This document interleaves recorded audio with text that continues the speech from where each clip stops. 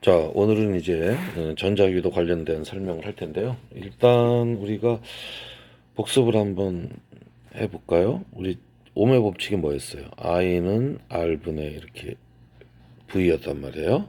V면 여기서 일단 보면 이 구슬이 이렇게 굴러간단 말이지. 굴러가는데 여기 못들이 이렇게 있어요. 그럼 구슬이 어떻게 지나갈까? 이렇게 지나가는 게 아니라 팅팅팅팅 튀면서 이렇게 지나가겠죠. 그래서 이 뭐 원자나 원자 핵들에 의하여 진행이 방해됩니다. 그렇죠? 그걸 우리가 뭐라 그래? 저항 요소라고 하죠. 저항 요소. 저항 요소. 이게 저항이에요. 그 다음에 굴러가려면 뭐가 필요해? 굴러가려면 평지에 있으면 안 올라간단 말이야. 굴러가려면 높이가 필요하겠죠. 높이. 이 높이를 우리가 전압이라고 얘기를 합니다. 전압. 그래서 이 높이가 높을수록 전류는 크게 흐르고 이 부딪히는 이 저항 요소가 작을수록 전류는 크게 흐른다. 이게 뭐예요? 이게 I는 R분의 V라는 거잖아. 그쵸? 그래서 자 이제 우리 그 간단한 거 한번 해봐요. 이 저항이 15ohm이에요. 15. 근데 여기 이렇게 50V를 이렇게 걸어줘요. 그러면 전류가 몇 암페일까요? 전류는 얼마일까요? 하면 어떻게 될까요? 이 전류는 I는 어떻게 됐죠? I는 R분의 V예요. 그러니까 얼마? 10분의 50이니까 얼마? 5암페어가 흐른다. 이렇게 되는 거죠? 이렇게 됩니다. 자, 그래서 이게 ohm의 법칙인데 여기서 이제 우리가 따지고 싶은 건 또 뭐냐면 이 높이가 있으면 흐르는데 한번 굴러 떨어진 놈은 어떡하다 다시 올라갈 수 없잖아요. 근데 얘는 이렇게 온 놈이 또 이렇게 계속 도네요. 그렇죠? 돌면서 전류는 계속 흐르는 거지. 그럼 요거하고는 무슨 차이가 있을까? 거기에 대한 설명을 이제 해보는 겁니다.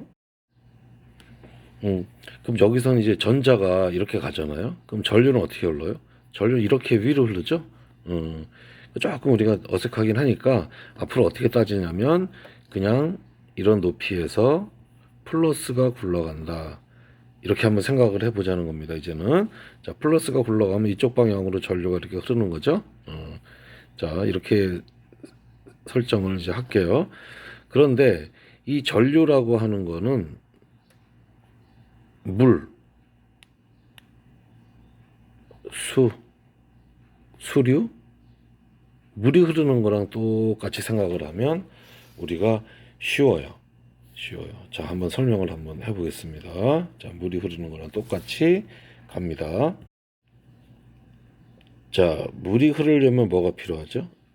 물이 여기서 이제 흘러요. 이게 물입니다. 물이 흐르려면 뭐가 필요할까요? 이 H라는 높이, 이 높이가 뭐예요? 높이 차가 있어야겠죠? 그리고 요건 다시 말해서 뭐예요? 여러분들 중학교 때 위치 에너지 배운지 모르겠지만 위치 에너지 차이가 존재해야 얘는 높이 차가 생기는 거고 그래야 물은 굴러 내려가게 된다 이런 얘기입니다. 근데 물을 왜 굴러 내려가게 할까요? 물을 왜 굴러 내려가게 하지? 이게 바로 여기서 물레방아를 돌린다든가 해서 일을 시키려고 이렇게 하는 거예요. 자, 똑같습니다. 자, 여기 보시면 여기 플러스가 있어요. 플러스.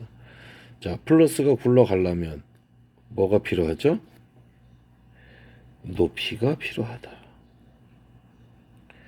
이 높이를 우리가 V라고 하고 요 V를 전압이라고도 얘기하고 전기적 위치 에너지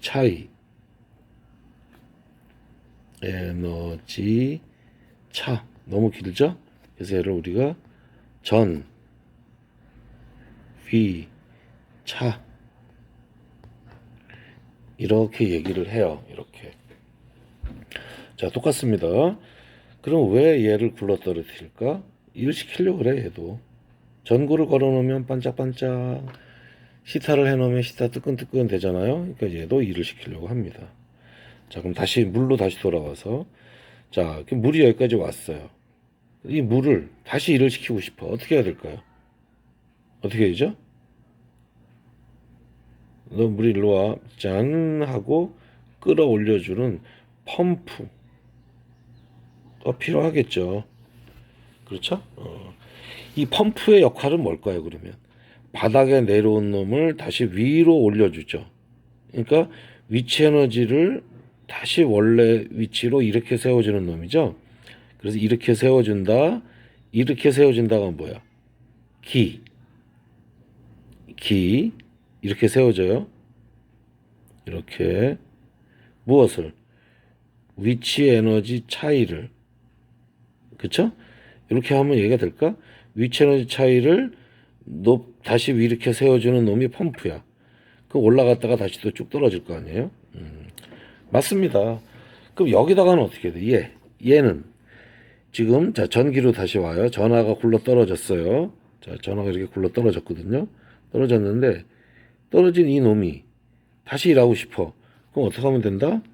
어떻게 하긴 여기다가 펌프를 달아줘야죠.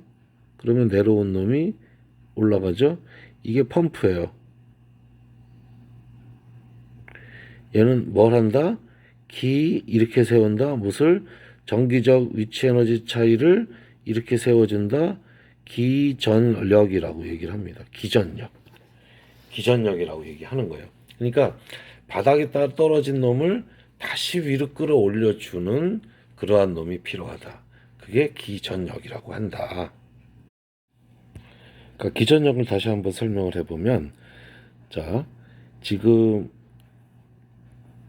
여기서 굴러떨어진 놈을 다시 올려서 또 내려오게 해줘야 되잖아요. 그러니까 여기 있는 펌프의 역할은 바닥에 떨어진 놈을 끌어올려주는 역할을 한다는 거거든요. 그럼 끌어올려주면 어떻게 해야 될까요? 자, 얘가 지금 플러스예요. 플러스. 얘가 플러스 전압입니다. 자, 바닥에 내려왔어요. 플러스가. 얘를 끌어올려주려면 어떻게 돼야 되죠? 얘를 위로 올려야 돼. 그래서 우리가 여기다가 걸어주는 게 뭐냐면 이겁니다. 자, 이렇게 우리 건전지 이렇게 걸어놓죠. 이렇게 걸어놓죠. 그 여기 플러스가 이렇게 있었어요. 어떻게 될까요? 이 플러스에 의해서 밀려 내려가요. 자, 이해되셨나요? 플러스에 의해서 밀려 내려갑니다. 여기까지 왔어요. 근데 마이너스가 어떻게 돼? 얘를 끌어주죠. 플러스를. 얘가 마이너스예요. 끌어 올려줘요. 그래서 다시 내려가는 거예요. 그래서 요거 우리가 얘기하는 요 건전지 있잖아. 그게 사실은 기전력입니다. 펌프를 시켜주는 거예요. 펌프. 요거를 회로로 그린다면 이런 거죠. 아까 우리 얘기했던 거 이렇게 보면 얘가 50V, 얘가 10ohm이었어요. 그럼 어떻게 될까요?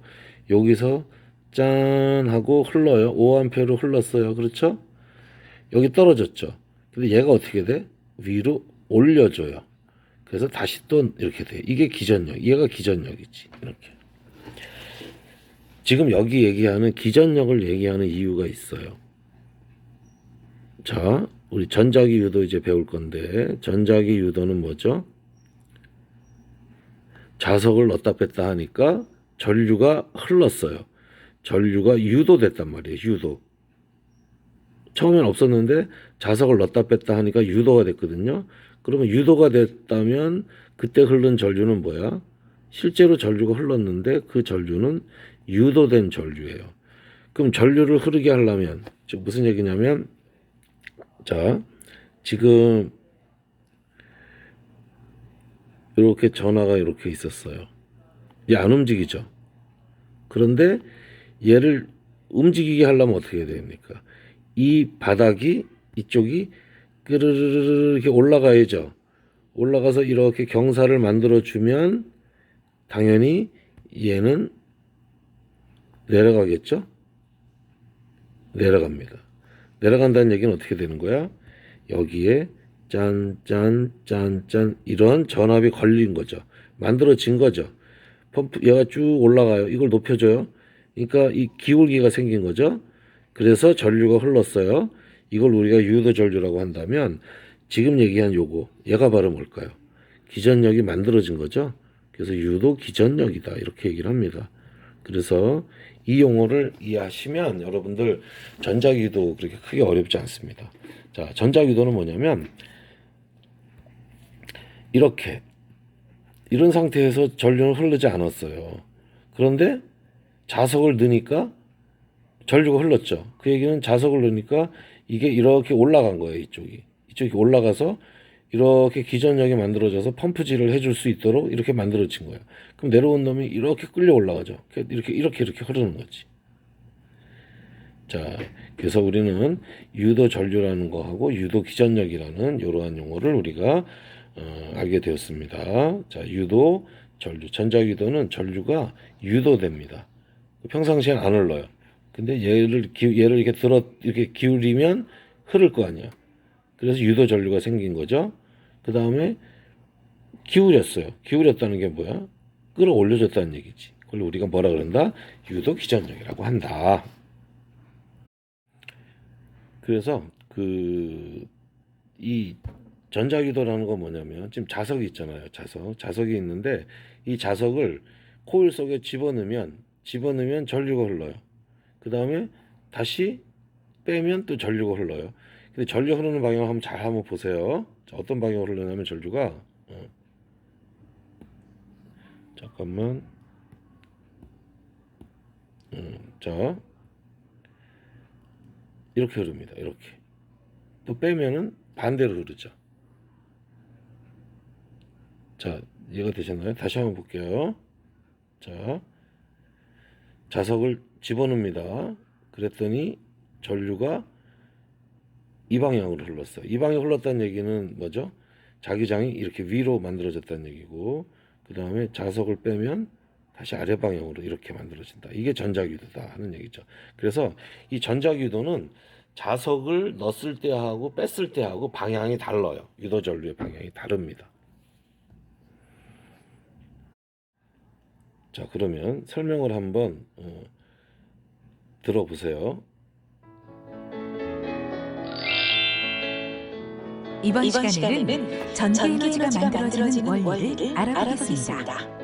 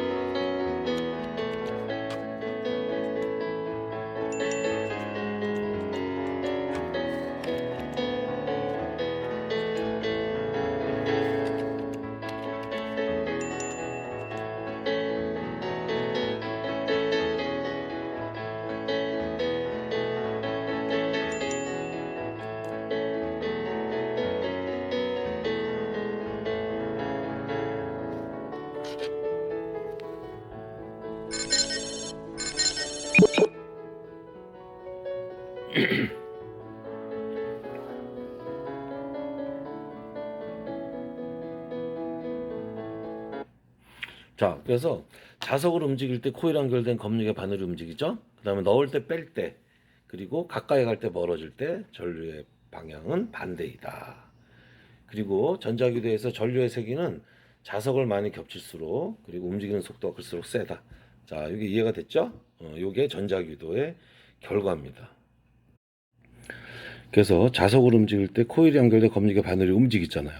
이 얘기는 전류가 흘렀다는 얘기야. 근데 처음에는 전류가 안 흘렀어요. 근데 전류가 흘렀다는 얘기는 뭐가 흘렀다? 그때 흐른 전류를 우리가 유도 전류라고 하죠. 유도 전류. 그리고 전류가 흘렀어요. 흘렀다면 결국은 뭐가 만들어졌다 우리 또 봐야 되죠. 유도 기전력이 만들어졌다 하는 얘기입니다. 그래서 자석을 넣었다 뺐다 하면 뭐가 만들어진다? 유도 기전력이 만들어져서 유도 전류가 흐르는 거예요. 그리고 자석을 멈추거나 자석을 빼고 나서 시간이 좀 지나면 어떻게 돼? 전류가 안 흐르죠? 그러면 기전력이 다시 없어진 거죠. 그리고 유도 전류도 흐르지 않는다. 이렇게 용어 정리를 할 수가 있어요. 자, 다음으로 한번 다음 페이지 뭐냐면 그 자전거 발전기의 원리를 여기서 설명을 하네요. 한번 볼까요?